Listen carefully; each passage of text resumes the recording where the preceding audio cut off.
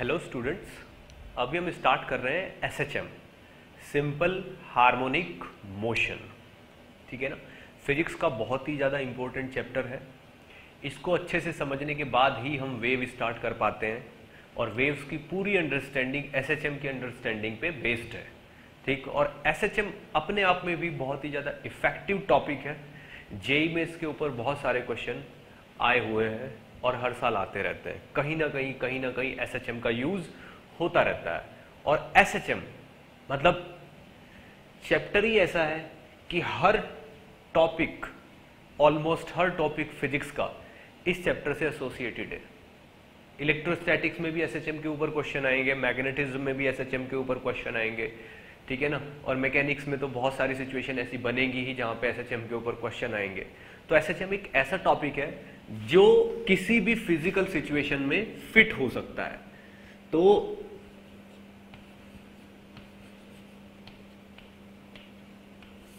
SHM यानी कि simple harmonic motion. Simple harmonic motion, देखिए सिंपल हार्मोनिक मोशन का मीनिंग क्या हो। जैसे कि सबसे पहला वर्ड है simple, second harmonic, and motion. Simple का मतलब एकदम नॉट कॉम्प्लिकेटेड, जिसको देखना, जिसको एनालाइज करना, जिसको सोचना बहुत आसान है, सिंपल। हार्मोनिक मतलब अपने पैरामीटर्स को रिपीट करने वाली, एक पर्टिकुलर रिदम में चलने वाली। ठीक है ना। मोशन यानी कि ऐसी मोशन जो सोचने में, समझने में, फॉर्मूला बनाने में बहुत आसान है और एक रिपीटिशन, एक रिदम है उसमें, हार्मोनिक। क्लियर। तो बेस्ट एग्जांपल स्प्रिंग। ठीक है ना। कोई भी स्प्रिंग लटका हुआ है इस तरीके का। यहां पे मान लो आप एक चीज देखो, जैसे ये कोई स्प्रिंग है, यहां पे ये, अगर आप स्प्रिंग को स्ट्रेच करके छोड़ दो तो ये स्प्रिंग ऐसे ऐसे मोशन करेगा पूरा time. This is simple harmonic motion. मान लो इस पॉइंट के इस पॉइंट के बीच में मोशन करेगा, तो ये एक सिंपल टाइप की स्ट्रेट लाइन में हो रही है और एक अपने पैरामीटर्स को रिपीट कर रही है, रिपीट मोशन हो रही है। तो this is simple harmonic motion. Spring block system simple harmonic motion का सबसे इजीएस्ट और स्ट्रेट फॉरवर्ड एग्जाम्पल है। ठीक, अब देखिए मुझे ये चीज समझनी है बहुत अच्छे से, सिंपल हार्मोनिक मोशन। लेकिन इसको समझने के लिए मुझे कुछ बेसिक डेफिनेशंस पता होनी जरूरी है, कुछ बेसिक टाइप की मोशंस पता होनी जरूरी है, जिन पे ये सिंपल हार्मोनिक मोशन डिपेंड करती है। जैसे पीरियोडिक मोशन।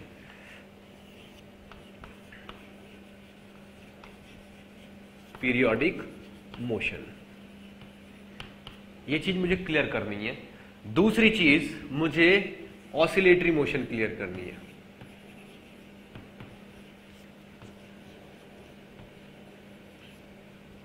ऑसिलेटरी मोशन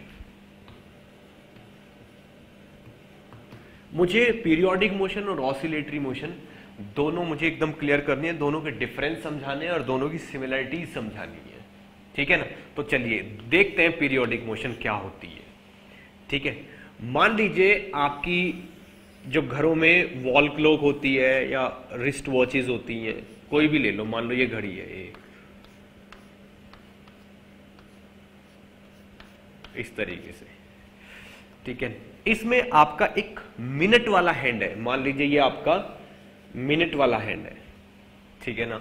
ये आपका आवर्स वाला हैंड है।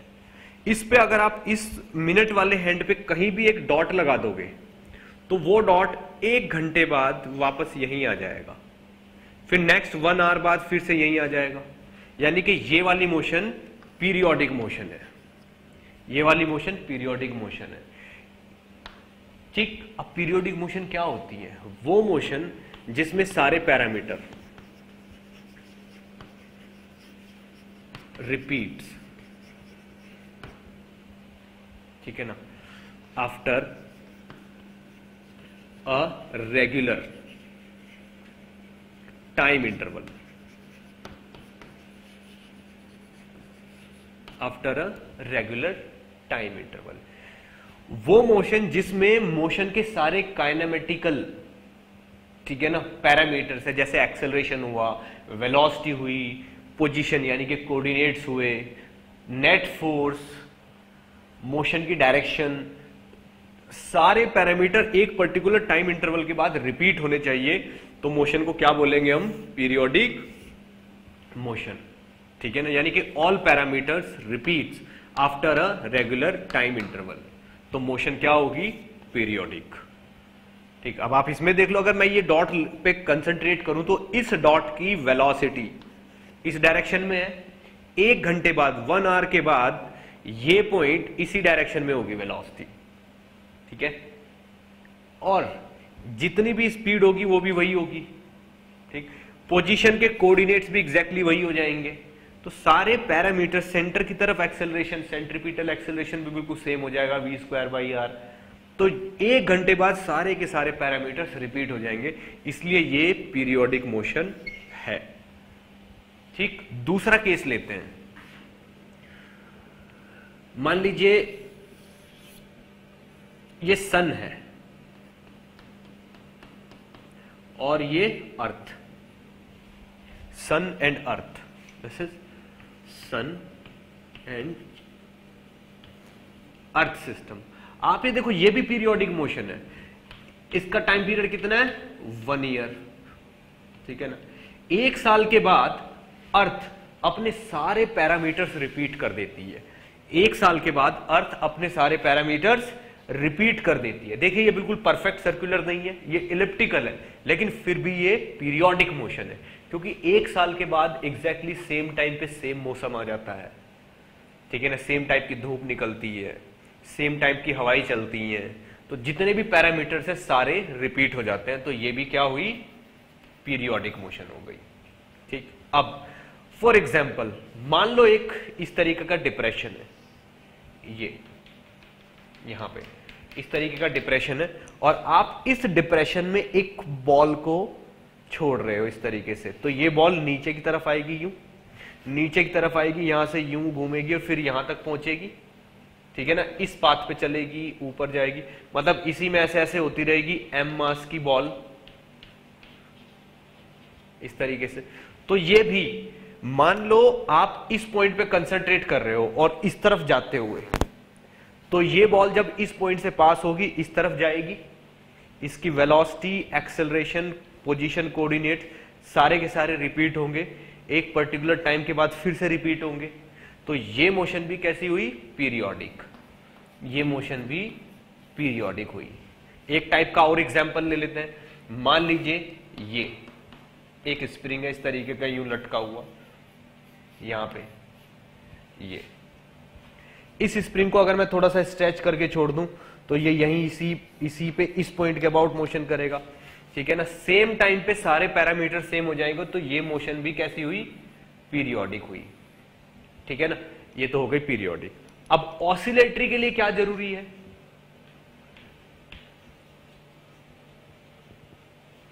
ठीक है ना, ऑसिलेटरी मोशन के लिए क्या जरूरी है? ऑसिलेटरी मोशन के लिए जरूरी है to and fro motion on same path. To and fro motion on same path, same path पे टू एंड फ्रो मोशन होनी चाहिए। यानी कि अगर आपने किसी चीज को इस पॉइंट से इस तरफ जाते हुए देखा है, तो कभी ना कभी किसी टाइम पे इसी पॉइंट पे इस तरफ आते हुए भी देखोगे, तो समझ लो ये मोशन ऑसिलेटरी मोशन है। ठीक है ना, यानी कि सेम पाथ होना जरूरी है, सेम पाथ होना जरूरी है, और टू एंड फ्रो मोशन जरूरी है, यानी कि राइट लेफ्ट मोशन जरूरी है और सेम पाथ पे। अब हम ये देखते हैं, क्या यहां पे ये वाली मोशन ऑसिलेटरी है? ये मोशन ऑसिलेटरी नहीं है। ठीक है ना, तो ऑसिलेटरी मोशन नहीं है ये। क्यों? क्योंकि ये इस पाथ से केवल जाएगी, कभी इस पाथ से वापस नहीं आएगी, यानी कि सेम पाथ पे टू एंड फ्रो मोशन कभी नहीं होगी। ये तो केवल ये वाली मोशन है ना, ये वाली मोशन तो है ही नहीं, इसलिए ये ऑसिलेटरी मोशन नहीं है, ये केवल पीरियोडिक मोशन है। यहां पे देखिए, ये भी ऑसिलेटरी मोशन नहीं है। क्यों? ये भी अर्थ भी केवल एक ही डायरेक्शन में चलती है, कभी वापस नहीं आती।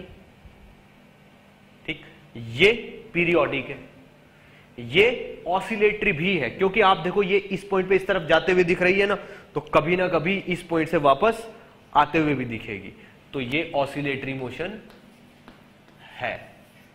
और ये भी ऑसिलेटरी मोशन है, तो ये भी ऑसिलेटरी मोशन है, तो ये भी ऑसिलेटरी है, क्योंकि एक ही पाथ पे टू एंड फ्रो है, ये भी सेम पाथ पे टू एंड फ्रो है, लेकिन ये सेम पाथ पे टू एंड फ्रो नहीं है, ये केवल एक डायरेक्शन में मोशन है, तो ये ऑसिलेटरी नहीं है, ये भी ऑसिलेटरी नहीं है। ठीक, तो ऑसिलेटरी मोशन और पीरियोडिक मोशन में डिफरेंस होता है। टू एंड फ्रो मोशन, चाहे सारे पैरामीटर रिपीट हो रहे हैं, ठीक है, पर ये होती है। अब ऐसा भी हो सकता है कि कोई मोशन, देखिए पीरियोडिक तो सारी मोशन है, और ऑसिलेटरी हो भी सकती है और नहीं भी हो सकती। ठीक है, तो इससे ऐसे लगता है कि जैसे कुछ मोशन अगर ऑसिलेटरी है तो वो पीरियोडिक होना जरूरी है, ऐसा बिल्कुल जरूरी नहीं है। यहां से लगता है कि सारी मोशन पीरियोडिक है पर ऑसिलेटरी नहीं है। ठीक है ना, इससे ऐसे लगता है कि जैसे जितनी भी ऑसिलेटरी मोशंस हैं, अगर वो ऑसिलेटरी हैं तो पीरियोडिक भी होंगी। ठीक है ना, हर पीरियोडिक मोशन ऑसिलेटरी होना जरूरी नहीं है, पर हर ऑसिलेटरी मोशन पीरियोडिक होना, ऐसे कुछ लोग सोचते हैं जरूरी है, पर ऐसा भी जरूरी नहीं है। कुछ मोशंस ऐसी होती हैं जो ऑसिलेटरी हैं पर पीरियोडिक नहीं है। फॉर एग्जाम्पल, मान लीजिए ये कोई पाथ है इस तरीके का, यूं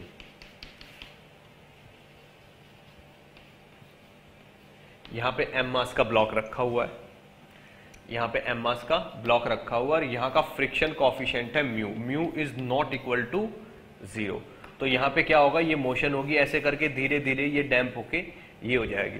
तो आप देखिए अगर मैं यहां पे एक पॉइंट लगा दूं तो ये सेम पोजीशन के about to and fro motion तो है, पर ये कभी इस पॉइंट को दोबारा टच नहीं करेगा, यहां तक आएगा ही नहीं। इसका मतलब पोजीशन रिपीट नहीं हो रही है, एक पर्टिकुलर पोजीशन रिपीट नहीं हो रही, यानी कि सारे काइनेटिक पैरामीटर्स रिपीट नहीं हो रहे हैं। इसलिए ये वाली मोशन जिसमें ये डैम्पिंग है, ये ऑसिलेटरी तो है बट पीरियोडिक नहीं है, बट ये पीरियोडिक नहीं है।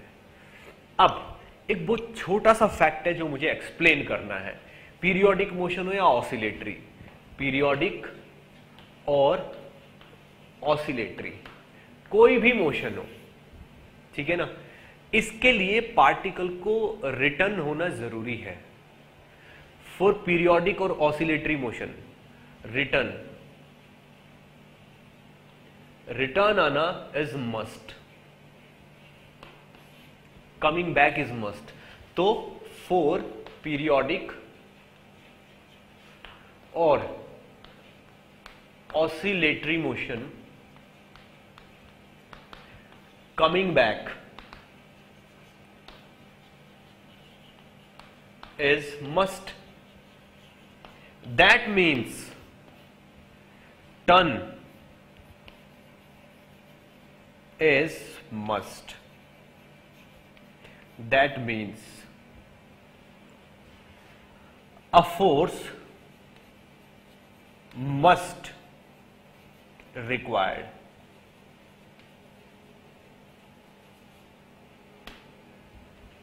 A force must required.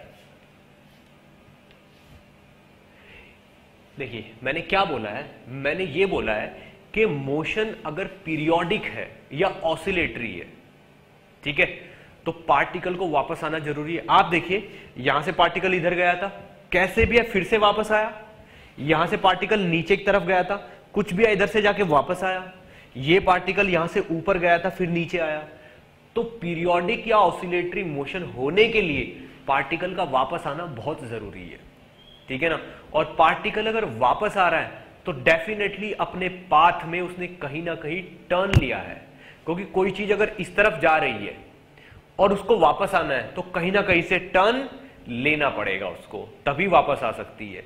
यानी कि चेंज इन वेलोसिटी होना बहुत जरूरी है अगर टर्न लेना है तो। और अगर पार्टिकल एक ही डायरेक्शन में चलता रहता है तो कभी वापस आएगा ही नहीं। इसका मतलब वापस आने के लिए टर्न लेना जरूरी है, और टर्न लेने का मतलब है चेंज इन वेलोसिटी। ठीक है ना। अगर यहां पे हम टर्न लेते हैं तो टर्न लेने का मतलब है चेंज इन वेलोसिटी, और चेंज इन वेलोसिटी का मीनिंग क्या है? अगर मैं चेंज इन वेलोसिटी की बात करूं, that means acceleration. Change in velocity means acceleration, यानी कि पार्टिकल अगर टर्न लेके वापस आ रहा है तो पार्टिकल की वेलोसिटी चेंज हुई है, और change in velocity per unit time is acceleration. इसका मतलब एक एक्सेलरेशन इन्वॉल्व है, और एक्सेलरेशन विदाउट फोर्स नहीं आ सकता, ठीक है ना। इसका मतलब यह है कि पीरियोडिक या ऑसिलेटरी मोशन अगर हो रही है तो एक फोर्स जरूरी है इन्वॉल्व होना। बिना फोर्स लगे पीरियोडिक या ऑसिलेटरी मोशन नहीं हो सकती, यानी कि a force is must for performing periodic और ऑसिलेटरी मोशन। क्लियर? क्योंकि वेलोसिटी का चेंज जरूरी है, और वेलोसिटी का चेंज कोई फोर्स ही कर सकता है, फोर्स को नॉन जीरो होना ही पड़ेगा। क्लियर? इसको बहुत अच्छे से नोट करिए, फिर मैं कुछ और आगे बढ़ता हूं।